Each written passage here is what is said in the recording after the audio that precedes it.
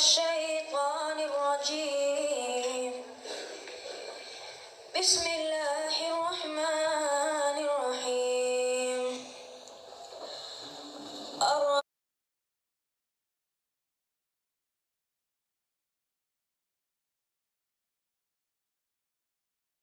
بسم الله الحمد لله والصلاة والسلام على رسول الله. السلام عليكم ورحمة الله وبركاته. كسودة هذا حلقة عصوبية إن شاء الله بي سي واي تي في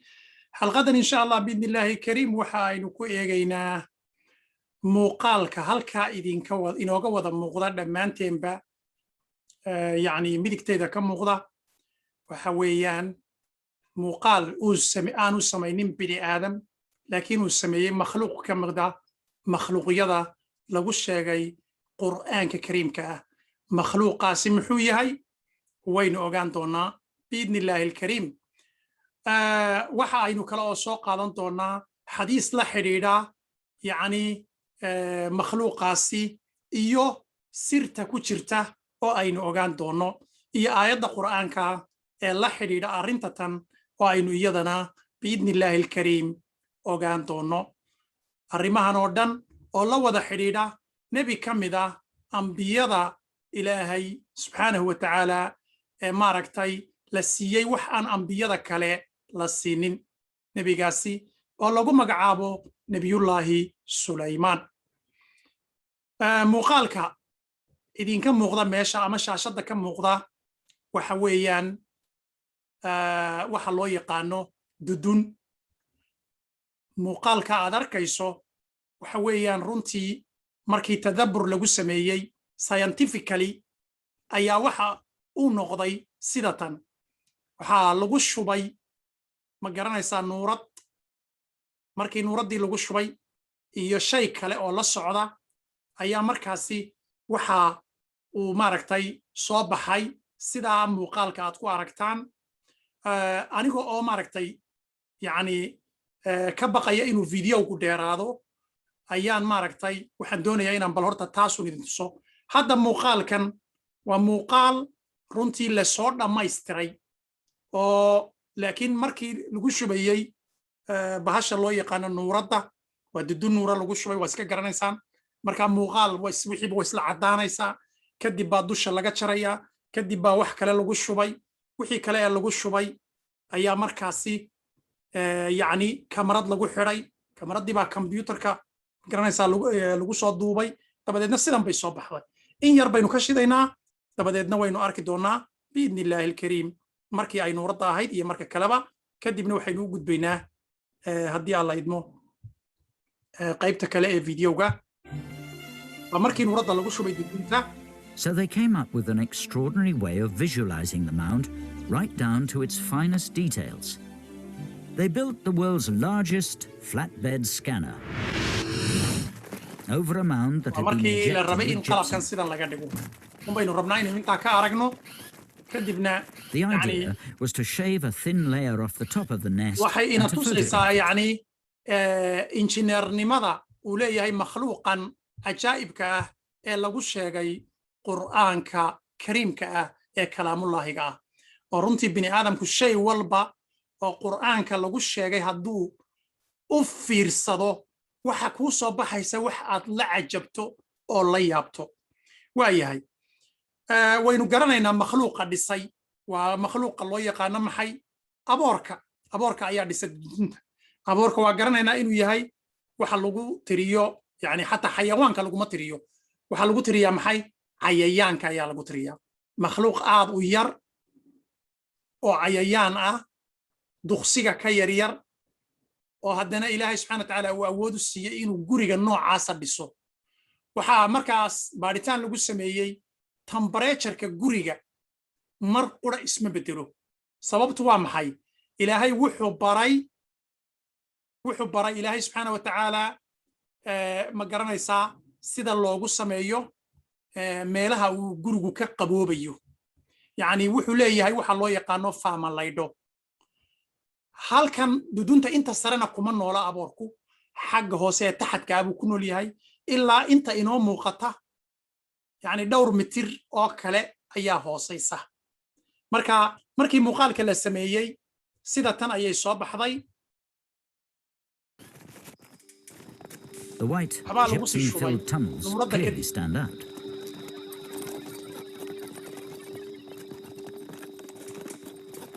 Then, over the next 2 weeks, working day and night, the mound was shaved away millimetre by millimetre, taking photographs all the way. يعني انت صودن مرض هي ماركت اللي ولا السعودي وماركت يسبدل كوينتي ومكرس على ودي. The scientists then loaded the long sequence of photographs into a computer and using software designed to piece together similar slices from an MRI scan, they could build up a composite picture of the nest. Finally, this model could be fed into a 3D animation computer to produce something no one has ever seen before. An exact replica of a termite mound that we can fly through to see exactly how the termites have made it. sidaas oo kale ayay u dhiseen waxaana weeyaan makhluuq yani temperature-ka xataa markii la cabiray aanu mar qura isbedelin waayahay haddaba qisadeen qur'aanka ah iyo qaabka uu la xidhiidho marka hore hal xadiis ayaynu soo qaadanaynaa oo ma garanaysaa ibn Abbas laga soo wariyay عن النبي صلى الله عليه وسلم نبي الله محمد عليه الصلاة والسلام مركي وما garanaysaa dhimashadiisu soo dhawaatay waxa loo sheegay yani lagu soo dejiyay suurad kamida suurad quraanka ah suuradaha quraanka suuratu idha jaa nasrullahi wal fath suuradaas baa lagu soo dejiyay oo markaasi tilmaamaysay sida axaadiista iyo ma garanaysaa saxaabaduba ay tilmaameen ma garanaysaa tilmaamaysay geeridii nebigu inay soo dhawaatay waayahay geerida nebiyullaahi nebi walbana waa la ogeysiin jiray geerida ilaahay subxaana wa tacaala wuxuu doon u adeegsadaa ilaahay wuxuu u adeegsaday markaasi in uu yani u sheego geerida maadaama uu makhluuqa afyaqaanay yani makhluuqa ilaahay abuurtay nebiyullaahi sulaymaan waa afyaqaanay makhluuq ka mida makhluuqyadaas oo aan lagu aqoon inuu hadlaba aynaan inagu hadalkiisa yani shay waliba wuu hadlaa laakiin ilaahay baa hadalkiisa yaqaan laakiin inagu aynan bini aadam ahaan samaynin inaynu la hadalno ama ma garanaysaa wax la mida laakiin nabiyullaahi sulaymaan wuu la hadlay shaygaas waa maxay waa xadiiskii ibn Abbas uu soo warinayay arrintuna waxay la xidhiidhaa aayadda 14aad ee suuratu saba aayaddaasi 14aad ee suuratu saba marka tafsiirka ibn Kathiirka marka laga eego waxa weeyaan waxa uu arkay geedkii buu la hadlay nabiyullaahi sulaymaan geedkii markii uu la hadlay sida uu ibn Abbas sheegay oo maaragtay ayaa waxa uu geedkii ku yidhi magacaa dabadeedna maxaa wuxuu ku yidhi al-khuruub baa la yidhaahdaa magacayga geedkii baa odhanaya dhirta iyo xayawaanka iyo jinka iyo ma garanaysaa dabaysha iyo wax walba oo loo sahlayna nabiyullaahi sulaymaan waa garanaynaa qisadiisa waynu wada haynaa ku noqon mayno adigu geedkii ayaa ilaahay sabab uga dhigay inuu ku ogeysiiyo wax dabadeedna nabiyullaahi sulaymaan sida xadiiska ka muuqata waxa uu ka codsaday ilaahay subxaana wa tacaala ka bariyey in uu insiga hor ogeysiiyo geeridiisa geedkii wuxuu ku yidhi geedkiibuu ku yidhi magacaa wuxuu ku yidhi geedkiina waxaa la yidhaahdaa al-khuruub baa la yidhaahdaa magacayga qaala liayi shayin anta maxaad adiga markaasi u soo baxday oo ma garanaysaa yani aad u jirtaa jiritaankaagu muxuu ku saabsan yahay aad dhulka uga soo baxday waa geed markaas soo baxay dabeedna wuxuu ku yidhi likharaabi hada albayt waa xadiiskii baa sidaas yani ibn Abbas ayaa maaragtay likharaabi hada albayt faqaala sulaymaanu markaa waa fahmay sulaymaan yani gurigan in ma garanaysaa uu kharaabo ayaan maaragtay aniga maaragtay dhulka la iga soo saaray inaan macnaha kuu sheego geeridaada macnaha ku jira waa sidaas weeyaan faqaala sulaymaanu allaahumma cammi cala aljinni mawtati ducadaas buu ku ducaystay sida xadiis ka muuqata nabiyullaahi sulaymaan calayhi salaatu wasalaam waxa uu yidhi markaasi yani allahayow ka qari geeridayda jinka ka qari ilaa uu bini aadamku hor ogaado xataa yaclamu linsu ilaa uu bini aadamku hor ogaado inay markiiba wada ogaadaan muu rabin in jinku ka horreeyana muu rabin marka wuxuu yidhi ilaahayow geeridayda ka qari jinka inta uu ka ogaanayo bini aadamku dabadeedna ilaahay subxaana wa tacaala waxa uu markaasi kaloo inoogu caddaynaya in aanu jinku qaybka ogeyn qaybka inaanu ogeyn ma arkaysaa iyo in aanay nooga faham badnayn wax u fiirfiirsashada sababtoo ah bini aadamka meesha jooga ayaa ka hor ogaaday oo ma garanaysaa iyaga laftoodu maxay ku ogaadeen waxbay ku ogaadeen iyaga laftoodu waayahay aayadda qur-aanka ee arrintan ka hadlaysa sheekh axmed iimaan ayaa maaragtay aayaddaasi fasiray oo aynu ka soo qaadanaynaa fasirkeeda waana tan falyatafadal mashkuuran sheekhana adoo joogta waxaad arkaysaa isagoo dhisay dundun carro guduud ah meel carro guduudan adoo joogta iyo wuxuu dhisayaa maaragtay muxuu ahay dundun dhooba madow uu dhisayaa xaguu ka keenay waxan haye waxaanoo biyo ayaa u sahlay ilay barkad biyaa meelaha uguma taallee mishiinna uma sudhna xaggee buu ka helay waxan meesha uu ka helay xaggeewu marka culamada qaar baa ku tegayoo nimankaasaa taageero u fidiyaa la leeyahay taageero nimankaasaa u fidiya wallahu aclam falamaa goortii qadayna aan xukunnuu yidhi eebba calayhi sulaymaan dushiisa almowta geeri markaan ku xukunnay maa dalla ma tusinin hum oo jinniga calaa mowtihi sulaymaan geeridiisa ilaa daabbatlardi dhulka daabbadiisii maahane marka waxaa su'aali ka iman kartaa la isweydiin karaa aboorka maxaa dhul loogu magacaabay dhul maxaa loogu magacaabay waxaa la leeyahay xiriirka ka dhaxeeya dhul iyo aboor muxuu yahay xiriirka ka dhaxeeya waxa waaye dhulku qofka markii lagu xabaalo qofka laftiisa iyo ludiisaba waa cunaa waa dhammeeya waa cunaa kadaalika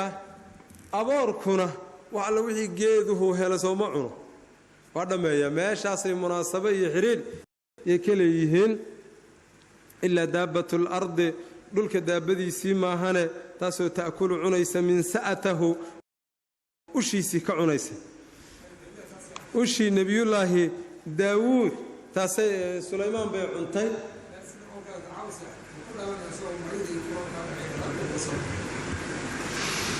dayib falamaa goortii kharra uu dhacay tabayanat iljinnu jinnigu waxay caddaysteenoo xaqiiqsadeen anhu shaaniya low kaanuu hadday jinnigu ahaan lahaayeen yaclamuuna kuwo og alghayba waxa maqan maa labisuu ma aysan nagaadeen filcadaabi cadaabkii almuhiini ee dhibka badnaa ma ayna ku nagaadeenoo shaqadii adkayd ma ayna qabteen laqad waxa dhaba kaana inuu ahaaday lisaba'in qolada reer saba la yidhaa fii maskanihim meesha ay deganaayeen aayatun baa ahaatay astaan iyo calaamad jannataani laba janno ahaadayoo can yamiinin xagga midigeeda wa shimaalin xagga bidixeeda markaasaa eebbe wuxuu ku yidhi kuluu cuna min risqi rabbikum rabbigiinna dhuuniguu idin siiye iska cuna washkuruu u shukriya lahu eebbe haadihi midani baldatun waa magaalo tayibatun oo wanaagsan wa ana anigana rabbi baan ahay hafuurun dembiga dhaafa yaan ahay fa acraduu waa jeedsadeen fa arsalnaa waan dirnay calayhim dushooda sayla alcarimi fatahaad baannu ku dirnay wabadalnaa waxaan u beddelnay hum iyaga bijannatayhim labadoodii beerood jannatayni laba beerood baan u beddelnay dawaatay ukulin cunto u saaxiiba khamdin oo garas ah iyo wa aslin daray iyo wa shayin wax oo min sidrin geedka la yidhaahdo gobka la yidhaaho qaliilin oo yar ah daalika kaasaan jazaynaahum ku abaalmarinay bimaa kafaruu gaalnimadooda sababteeda wahal nujaazi miyaan abaalmarinaa abaalmarintaasoo kale ila alkafuura kuwa gaalnimada badan maahane qolada reer saba la yidhaahdo saba waxaa la yidhaha saba binu yashjub binu qaxtaan marka carabtu guud ahaanba laba oday unbay ku abtirsadaan qaxtaan iyo cadnaan labadaas ku abtirsadaan bas maba jiraba oday kale laba oday kale maba jiraanba marka ninka la yiraahdo Saba binu Yashjub binu qaxtaan waxay deganaayeen meesha la yiraahdo Sanca bay deganaayeen Sancana waxa loogu bixiyaa la yiri nabiyullaahi nuux markii qoomkiisii la halaagay wixii u dambeeyay oo la dhisay bay ahayd baa leeyahay mina Sanca bay ka timid Sanca marka waa la dhisay oo magaalada barigaas la dhisay oo magaalo qadiima oo waqti dheer jirtay meelahaasay deganaayeen marka qolada reer Saba la yiraahdo ilaahay waa u barwaaqay magaaladaas iyada xagga midigtana laba beerood baa ka jiray bidixdana laba beerood baa ka jiray markaasa labada beerood wax walba ay ka baxayaan oo aadamuhu u baahan yahay wax macaan ha ahaado wax qaraar ha ahaado wax kulul ha ahaado wax daruuri ha ahaado wax faakiha ha ahaado wuxuu raba ha yaa ka baxay dhulka meeshaasina waa dhul haylan ah oo xataa maaragtay wax qaniina iyo wax cayayaan iyo wax ka dhalanaya ma jiraan haddii qof intuu meel kale u safro isagoo maaragtay xambaarsan muxuu ahaye kaneeca iyo baasha la yidhaha injirboodada iyo tukhaanka iyo kutaanka iyo balaayo isagoo xambaarsan hadduu yimaado hawada markuu soo galo wixii oo dhan way dhimanaya hawada markuu soo galo waa dhul gabiib ah oo haylan ah ilaahay wuxuu ku yidhi subxaanahu wa tacaala beerahaas wax laga cunayo sida maaragtay nicmadu u badan tahay waxaa ka mid ah qofta dumarka intay dembiil soo qaadato ay madaxa saarato unbay beerta hal mar saa u dhex mari wixii midho ahaa intuu iska bislaaday meeshii uu geedka maaragtay muxuu ahaye kaga yiilay iska dabacday ee iska daadanaya yaa u buuxinaya dembiisheedii ayadoon xabad saa u laacin oon foorarsanin oon midig iyo bidix midna fiirinin unbay maaragtay dhaqaajinaysaa gurigeedii aadaysaa iyadoo dembuusheedu buuxdo maasha allah nicmo saasaa la siiyey markaasaa waxaa lagu yidhi ilaahay baa wuxuu ku yidhi subxaana wa tacaala nicmadan cuna rabbi baa idin siiyey cid kaloo abaal kule ma jiro allihii idin siiyeyna u mahad celiya anigana weliba waxaan ahay haddii xataa aad gaabisaan ood gaftaan allaha dembiga idiin dhaafayaanay subxaana wa tacaala wa rabbun ghafuur nimankii iyaga ahaa nicmadii kama ayna faa'iidin fa acraduu waa la jeedsaday waa la qooqayoo waa la kibray ayib sida maaragtay muxuu ahaaye waa la qooqay waa la kibray markaasaa ilaahay wuxuu ku salliday subxaana wa tacaala in haddii nicmada lagu shukrin waayo ciqaab baa ka imanaya fa arsalnaa calayhim sayla alcarimi waa midda koobaad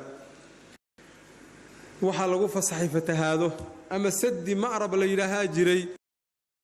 maaragtay oo biyo xidheen weyn baa jiray biyo xidheenkii baa la fakiyey markaasuu beerihii intuu ku baxsaday wuxuu ka dhigay kaan lam taqna bilams waxaan shalay jirin oo kale u ka dhigay u baabi'iyey dhulkii marka waxaa ka baxay labadii beerood ee waxaad aragtay oo nicmo ay ku tiilay waxaa ka baxay garas maxaad ka cuni ya garas bal waxaad ka cuni ii sheeg dawaatay ukulin khamtin garas ama qalfoon dameeraad baa ka baxday qalfoon dameeraad maxaa laga cunaa wa aslin geedka maaragtay muxuu ahaye darayga la yidhaahdo isagana soomaalidu ay dhahaan midho berde duuduub baa loo liqaa maa layidhaha midho berde duuduub baa loo liqaa ilaahna yuubyuub baa loo caabudaa wax jira maaha ta hore waruma hayo maba aqaan baanu midhaha berdaha laakiin ilaah yuuyuub baa loo caabudaa maaha